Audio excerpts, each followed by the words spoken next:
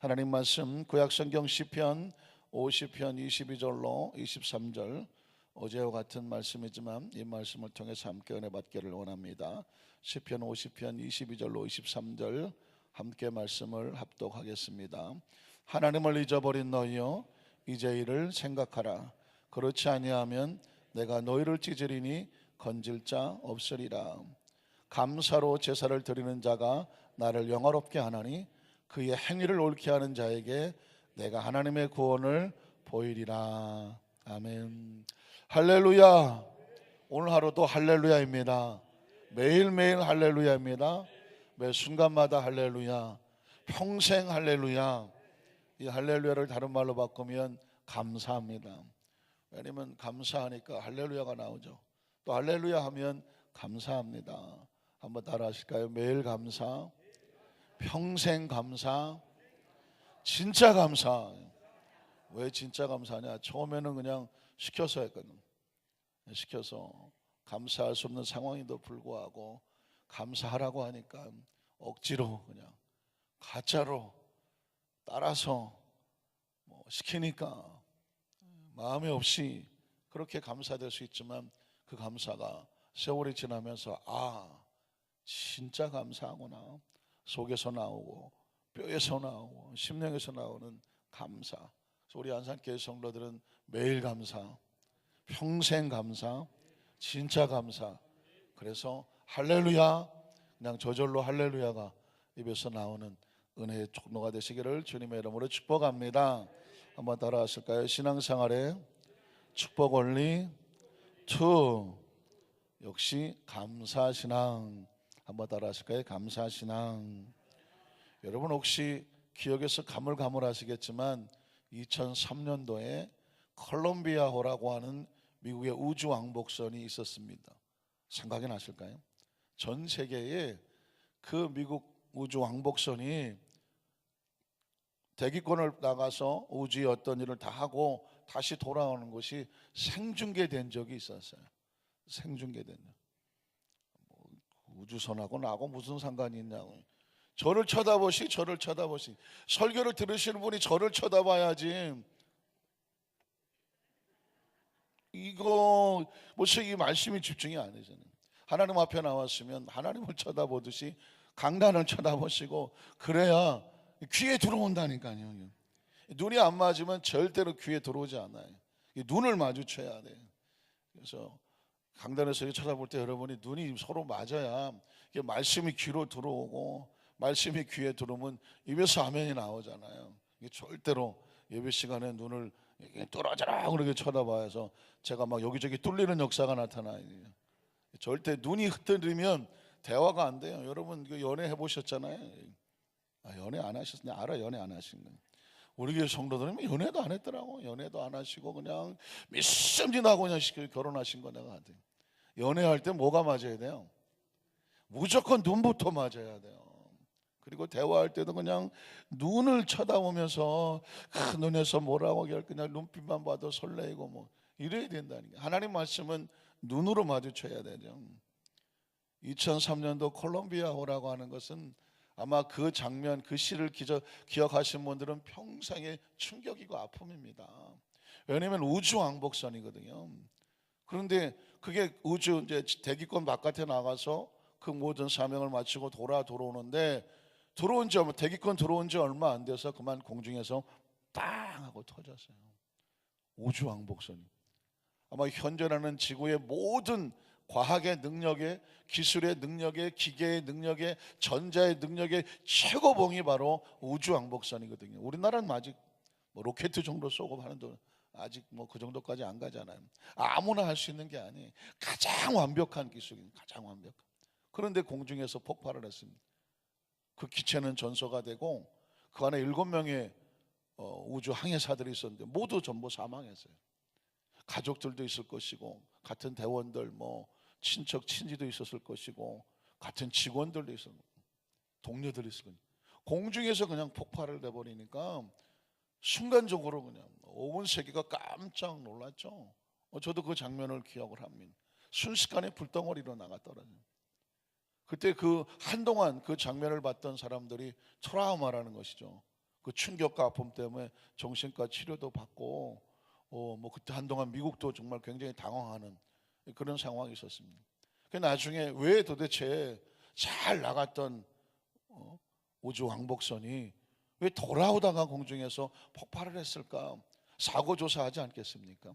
진상 조사를 하고 거기에 대한 발표가 나왔는데 참 안타깝게도 이미 출발하기 전에 어느 한 부분 감압기라고 하죠. 압력을 감축시키는, 왜냐하면 대기권을 빠져나갈 때도 엄청난 충격이 있고 대기권을 다시 진입해 들어올 때도 공기에 엄청난 마찰이 있거든요. 이거를 견뎌낼 수 있는 능력을 감압기, 압력을 감축시키는 것인데 이 부분에 어떤 그 철판 하나가 떨어져 나가는, 그러니까 감압기가 압력을 감축시키는 것이 작동을 못하면서 꽝 하고 불덩어리로 폭발해버리고 말았다는 것입니다. 근데 사전에 이미 약간의 이상이 있었다는 것을 감지를 했다고 합니다. 그런데 이 정도는 뭐 괜찮지 않을까라고 해서 강행을 했던 것인데 바로 그 부분이 떨어져 나감으로 말미암아 엄청난 돈이 들어갔겠죠. 뭐 상상할 수 없는 돈이 들어갔는데 그 왕복선이 폭발돼 버리고 7명의 우주 비행사 하나 만들려면 엄청나죠. 뭐 진짜 상상할 수 없는 돈이 들어갑니다. 7명이나 그냥 공중에서 유명을 달리하는 그런 장면을 보게 됩니다. 여러분, 이것이 우리의 신앙생활의 문제라고 하면 어떨까요? 신앙생활의 문제. 이 정도는 괜찮아. 이건 별로 나에게 문제가 안 됩니다. 신앙생활하면서 아주 중요한 부분인데 그 부분을 그냥 대충 그 정도는 괜찮을 거야, 이 정도는 뭐 라고 생각했던 부분이 마지막에서 결정적으로 나의 신앙생활 가운데 커다란 장애물이 되고 하나님의 축복이 단절되고 막아지고 끊어지는, 다시 말하면 폭발돼 버리는 아픔과 위기를 가져온다고 하면 뒤늦게 후회한들 때는 늦어버렸다는 것입니다. 그래서 신앙생활이라는 것은 조금만 이상해도 아니다 싶은 것이 있으면 바로 점검해야 돼요. 바로 전환해야 돼요. 돌아서야 돼요. 회복해야 되고요, 정립해야 되고요, 방향을 올바로 잡아서 잘 나가야 돼요. 그래서 아주 중요한 강의 하나의 제목은 뭐냐면 속도보다 방향이다라는 말이 있습니다. 한번 따라 하실까요? 속도보다 방향이다. 이 한국 사람들이요, 얼마나 빨리빨리 열심히 속도를 내는지 모릅니다. 그러나 방향이 잘못되면 간 것만큼 후회해요. 신앙생활도 마찬가지인 것 같아요. 우리 춘복음교회 성도들처럼 열심히 있고 빠르게 정말 열심히 신앙생활하는 사람들도 아마 없을 것 같아요. 그런데 방향이 잘못되면 뒤늦게 후회하게 될 거예요. 그래서 그 열심히 있는 속도에 뭐가 맞아야 되느냐? 뭐가 맞아야 돼요? 일단 눈이 맞고, 뭐가 맞아야 돼요? 방향이 맞아야 돼요. 제가 보니까 습관이신 것 같은데 저를 쳐다보시라니까.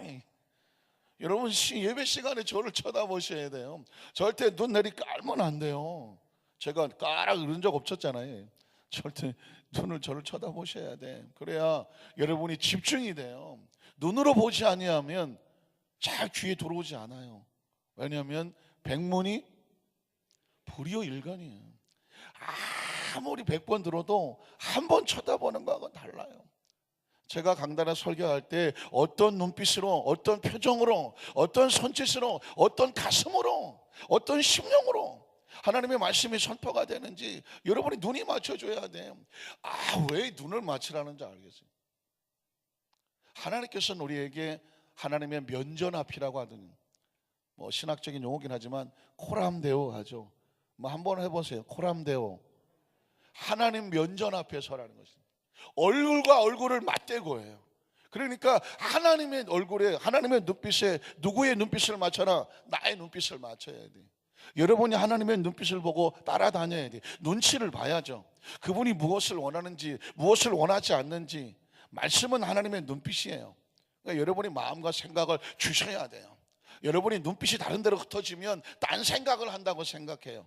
말씀을 듣지 않는다고 생각해요. 이 시간에 따로 생각이 따로 가 있다고 생각을 해요. 안 그러겠습니까? 여러분과 대화하는 사람이 있는데 여러분이 딴 데 쳐다보고 있어요. 대화돼요? 안 돼요?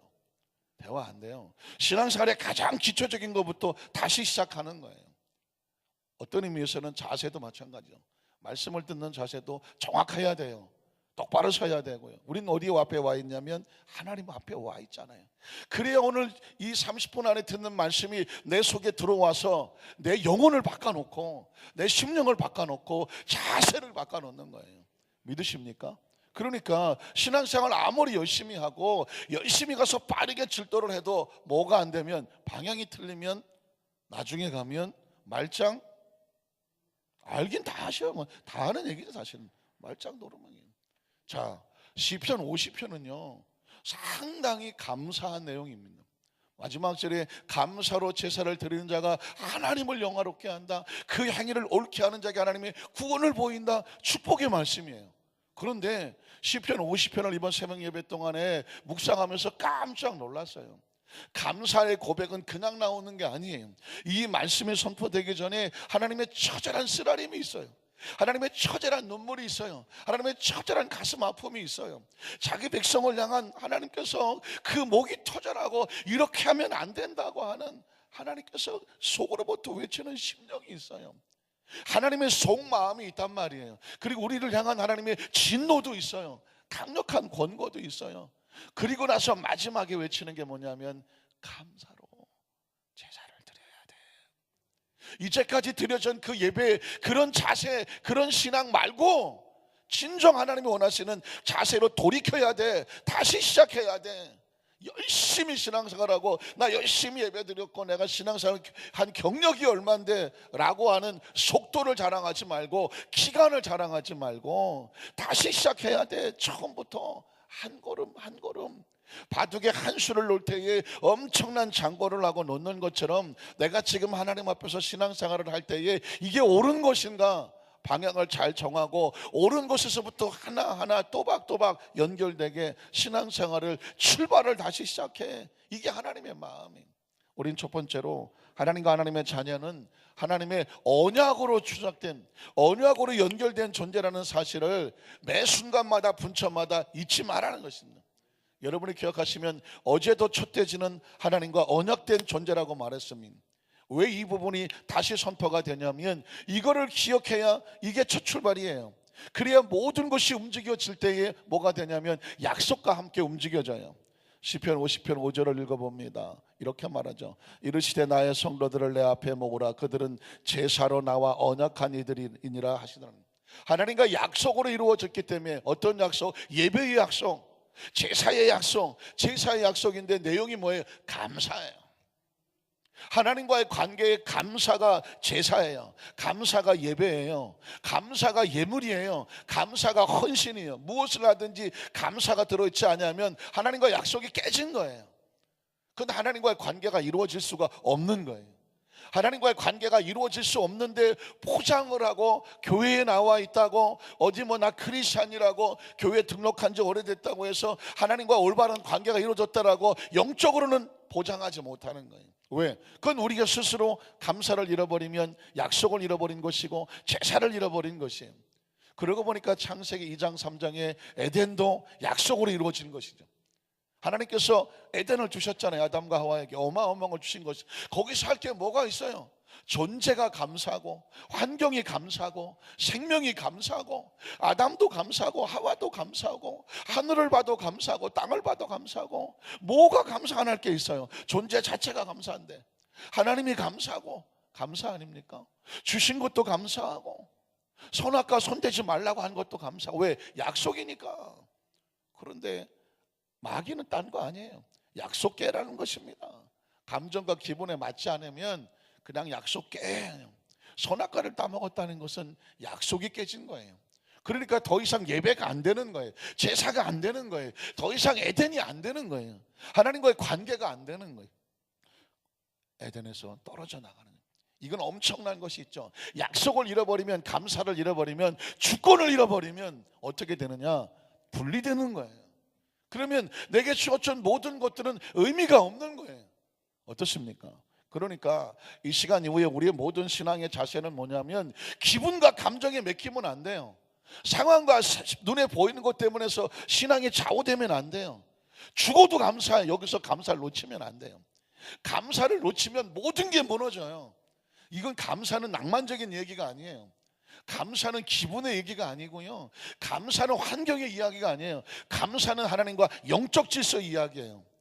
감사를 놓치고 영이 살아요? 어림도 없어요. 감사를 놓치는 순간 영은 무너져 내려요. 신앙은 힘이 없어요. 감사를 잃어버리면 기도가 안 돼요.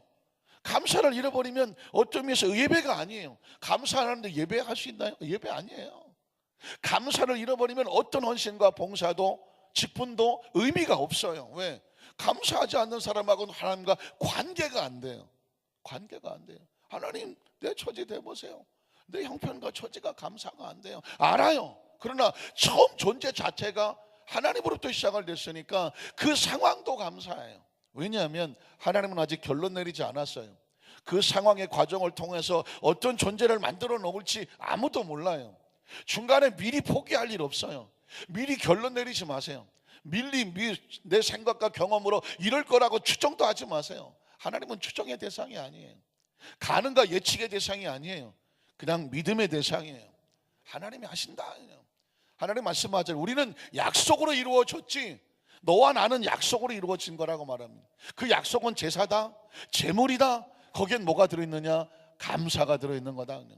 그러니 감사가 들어있으면 설레이고 어떻습니까? 그 심령이 뜨거워요. 감사하는 사람은요, 심령이 뜨거워요. 얼굴 보면 알아요. 눈빛도 다르고요, 행동도 달라요. 뭘 어떻게 더 할까? 그 마음이 그냥 벌렁벌렁해요. 그러나 감사를 잃어버린 성도는, 감사가 잃어버린 사명자는 마찬가지죠. 목회자도 마찬가지입니다. 주의 종들은 치열한 영적 전쟁 아닙니까? 감사를 잃어버리면 목회가 안 되잖아요. 그러니까 마귀는 가장 많이 목회자를 공격을 하죠. 주의 종이 무너지고 주의 종의 마음을 상하게 하죠. 아프게 하죠. 감사를 잃어버리게 하죠. 그럼 뭐가 될까요? 예배가 안 되죠. 말씀이 안 돼요. 찬양이 안 되고 기도가 안 되죠. 목회가 되나요? 평생 지난 30년 동안 목회 생활하면서 하나님 붙들게 한 걸 가만히 들어보니까 감사였어요. 감사를 붙이면 죽어도 살아요. 믿으십니까? 감사를 붙잡으면요, 죽어도 살아요. 감사를 놓치면 아무리 좋은 곳에 앉아 있어도 지옥이에요. 그러니까 마찬가지로 모든 크리스찬은 우린 죽어도 감사해요. 왜냐하면 그러면 죽음이 아니에요. 그것은 생명이에요. 믿으십니까? 자, 그런데 하나님께서는 어떻게 한다고요?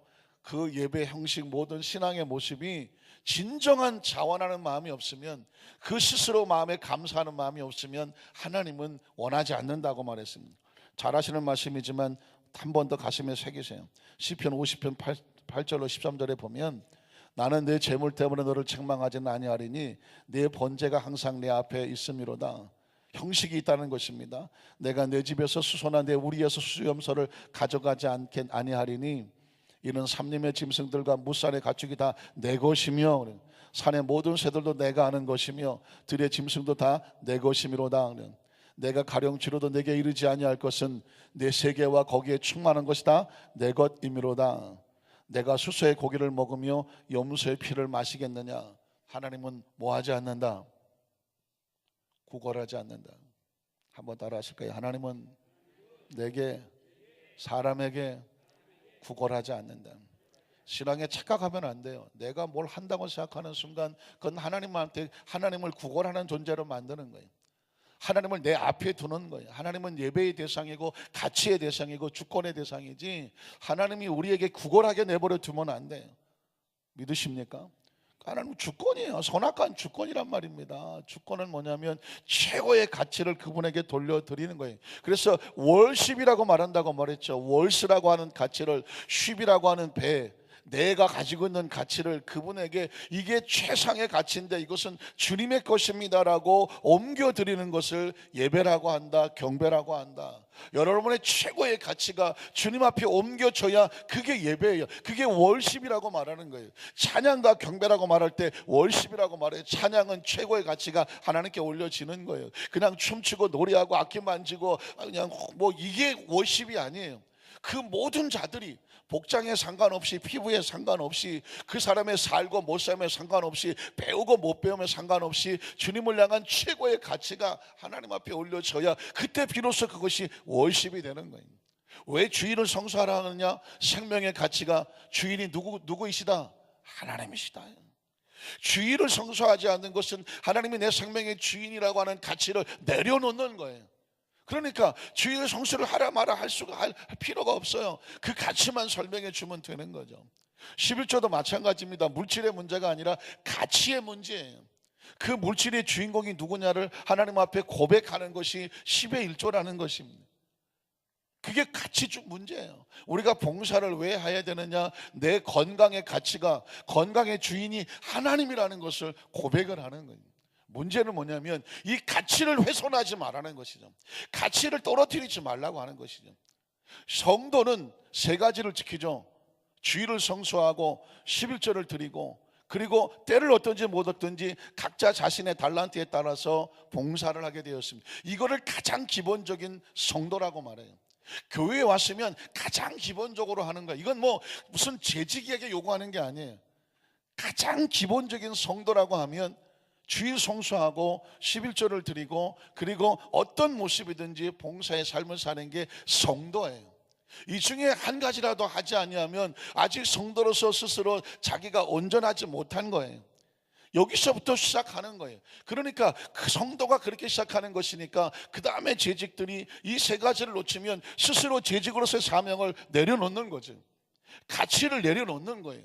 아무리 명찰을 달고 바체를 달고 옷을 입고 앉아 있어도, 무슨 뭐 성가대 가운을 입고 앉아 있어도 세 가지의 하나님과의 관계가 올바로 서지 아니하면 지금 그 사람은 온전하지 않은 거예요. 하나님 앞에 가치를 온전히 드리지 아니하는 거예요. 그 부분에 있어서만큼은 하나님과의 약속이 지켜지지 않는 거예요. 그러니까 어떻게 해야 돼요? 다시 시작해야 돼요. 심지어 구약시대는요, 이 가치가 올바로 세워지지 아니하면 공동체에서 어떻게 했는지 아십니까? 공동체에서 분리를 시켰습니다. 마치 아담과 하와 에덴에서 분리되는 것처럼. 기억하시나요? 여호수아 7장에 보면 여리고성은 무너뜨렸는데 안타깝게도 아이성 전투에서는 피투성이가 됐어요. 여호수아가 잘못됐나요? 이스라엘 백성이 잘못됐나요? 아니에요. 여호수아가 하나님 앞에 나가서 얼굴을 땅바닥에 쳐박고 부르짖습니다. 하나님, 우리가 무엇을 잘못했습니까? 하고 하나님 앞에 엎드립니다. 그랬을 때 너희 중에 하나님 앞에 감사해야 될 사람이, 말씀을 지키고 최고의 가치를 올려야 될 사람이 숨겨서 자기에게 불순종한 하나님 말씀의 가치를 어기고 자기가 가치를 따로 숨긴 자가 있다고 말했습니다. 뭐 누구 이야기를 하신지 알겠죠? 누굴까요? 아유, 목사님이 내 얘기하시나? 여러분 얘기하는 게 아니에요. 아간을 이야기하는 거예요. 가나안 땅을 들어가는데 그 한 사람이 그 여리고성 전투에서 얻어진 것 중에 시날산 외투의 금덩어리 은덩어리를 하나님 말씀에 그 모든 것을 진멸하고 손대지 말라고 했거든요. 그런데 자기가 보니까 그게 좋은 거예요. 가족들에게 갖다 주면 좋을 것 같아요. 그래서 말씀의 가치를 벗어나고 자기가 자기 텐트 밑에 땅바닥을 파고 거기다가 숨겨 놓았어요. 하나님께서 얘기합니다. 말씀에 순종하지 아니하는 공동체에 내가 어떻게 축복을 하겠느냐. 그래서 제비를 뽑고 결국은 아간이 나와요. 그래서 아간이에요. 생각만 해도 가슴 아프죠. 그 시날산 외토와 그리고 금덩어리 은덩어리가 나옵니다. 얼마나 보기 좋겠어요. 그러나 하나님 볼 때는 가장 무서운 신앙의 가치를 어긴 거예요. 그것을 분리해내고 아간과 그의 가족들이 안타깝지만 골짜기에 던져집니다. 그 골짜기가 무슨 골짜기예요?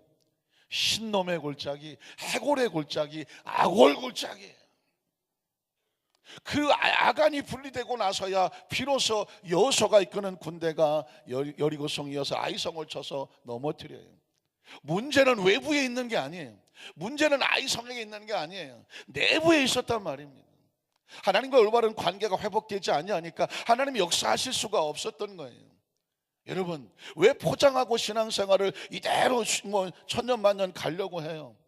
왜 하나님 앞에 온전한 예배 가치를 지키지 않으면서 내가 하나님 앞에서 떳떳한 것처럼 해요? 그거 다 무너뜨리고 넘어져야 돼. 하나님을 속이면 안 돼요. 하나님을 만들이 여기면 안 돼요. 아무도 모를 거라고 생각하면 안 돼요. 그 부분이 해결이 돼야 돼요. 주일 성수가 다시 예배가 가치가 회복이 되어야 되고요. 11조 가치가 다시 회복이 되어야 돼요. 왜 그 부분을 내 마음대로 결정을 해요? 봉사하고 헌신하는 것도 가치가 있어야 돼요. 건강은요, 내가 지키는 게 아니에요. 제가 최근에 굉장히 이건 뭐지 하는 사인이 있어요. 왜냐하면 제가 아는 사람들이 너무 쉽게 세상을 떠나요. 너무 쉽게 그냥 순식간에 악소리 한번 못하고 떠나요. 제가 한 30년 전에 같이 공부했던 목사님이에요. 그분은. 두 분이 다 목사님이에요. 남편도 아내도. 별 얼마 안 돼서요. 한 일주일 전이었나요? 교통사고를 당했다고 그래요. 근데 남편 목사님은 바로 그냥 소천하시고, 아내가 되는 목사님은 뇌를 심하게 다쳐서 1차 수술을 마치고 의식이 좀 돌아오긴 했는데 2차, 3차를 기다리고 있다고 그래요. 순식간이에요. 그 아들들이 카톡에다 올려요. 저희 아버지 어머니 상황이 이런데 기도해 주세요 하고 올려요. 갑자기 부모가 없어졌어요. 자식들이 그 부모의 핸드폰을 가지고 연결되는 분들에게 카톡을 올리는데 가슴이 철렁한 거예요. 너무 순식간이에요. 여러분 이미 알고 계시겠지만 우리 여대 순복음 성동교회 박유선 목사님도 갑자기 심장마비로 쓰러졌어요. 의식이 없어요. 지금 한 2주 가까이 됐던 것 같아요. 기도 부탁이 막 올라와요. 저는 잘 몰랐는데 벌써 거기 새로 담임 목사가 청빙되기도 했다고 한 얘기도 들려와요. 심장마비라고 하는 것은 아무런 저것도 없어요. 자고 나서 깨보니까 심장이 정지됐고 의식이 없는 거예요. 제가 아는 사람이긴 하지만 아이파크 부산 축구팀 프로 감독인 44살짜리 조진호라고 하는 감독도 엊그저께 심장마비로 사망했다고 언론에 올라오더라고요. 44살이에요. 이건 새파랗죠. 제가 아는 사람들이 주위에서 막 툭툭툭 그냥 가는데 아무 얘기하면 단 한마디 말도 남기지 않고 가요. 나이가 많이 먹어 가는 것도 아니에요. 60대도 가고 50대도 가고 40대도 가요. 다른 메시지가 아니죠. 늘 있는 얘기라 여러분에게 별로 충격적인 얘기도 아니에요. 왜? 사람이 나서 살다가 죽는 건 당연한 이치인데 언제 가는지를 모르겠다는 것입니다. 그냥 가요. 소리도 없이 말 한마디 잘 있어라는 얘기도 한마디도 없이 수십 년을 같이 지냈던 사람인데도 그냥 순식간에 가요. 왜 그럴까요? 우리에게 이 주권이 있지를 않아요. 생명의 주권은 하나님께 있고요. 그리고 우리가 얼마나 살지는 아무도 몰라요. 늘 하는 얘기 상투적인 얘기가 아니에요. 내일은 내 날이 아니에요. 오늘 하루 살아가는 거예요. 하루하루 사는 거예요. 그래서 이 건강이 있을 때 뭘 하냐면 오늘 하루는 천국 가기 위한 준비하는 날이에요. 내일 하지 어림도 없어요. 내일 어떻게 될지 아무도 몰라요. 저희 집 아이가 교통사고 날 때 딱 1분 앞을 몰랐어요. 건너편에 있는 중국집 친구랑 점심 먹으러 간다고 길 건너면 중국집이에요. 길 건너가는 순간 옆에서 받은 거예요. 사람은 1분 앞에도 몰라요. 누가 알아요? 그러니까 하나님께서 우리에게 처절하게 명령하는 게 뭐냐면 지금 이 순간의 최고의 가치가 하나님 앞에 감사로 드려져야 돼. 그래야 감사하다가 어디를 가요? 천국을 가죠.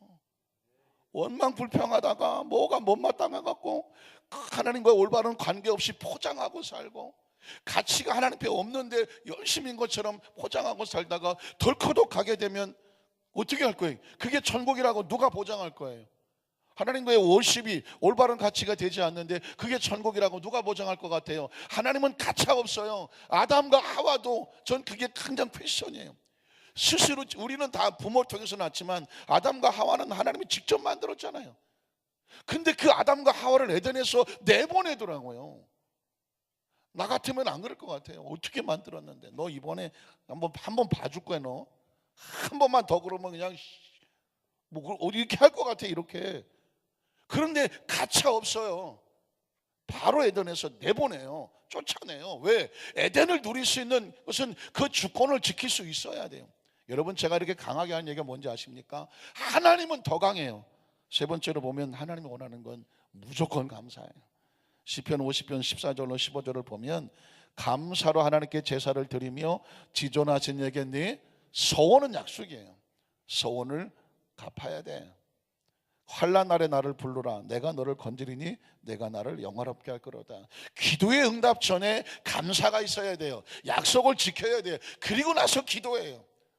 그 전에 약속은 없고 서원은 없으면서 그냥 내 사정을 아는 것은 녹두리에 불과해요. 나하고 온전한 관계도 유지돼야 하는 사람이 어느 날 갑자기 나한테 와서 부탁을 해요. 여러분 같으면 어떨 것 같아요? 마음이 열리질 않아요. 마찬가지예요.